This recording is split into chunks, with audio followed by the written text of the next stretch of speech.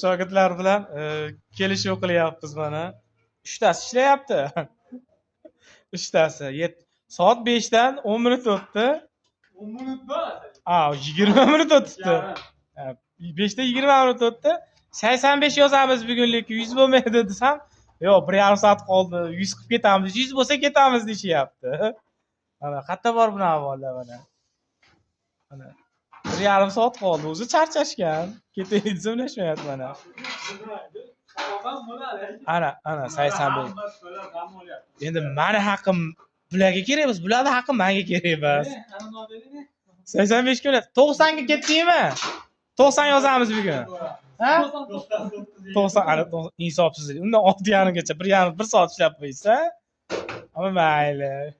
Hozir qo'yamiz internetda. O'ynab qo'ydingda bugun, o'ynab yurganmiz. Yo'q, to'xtash. Hayvonlar unamayapti. Ular bir avionyamda qiziqib turib, shogirdlarga qarab, bo'ldi, bugun ish yorvorjon bo'ldi, ketaveraylik turish kerak-da. Endi unaqasi ertayda bo'ladimi, ustakalar? Bizga hech kim ketaylik demagan-ku, qaytamiz 5 bo'ldi demagan hech kim. Bularga aytsam unamayapti-da mana. Mana 3 ta hayvonlar bor. 3 xil nima hayvonlarim.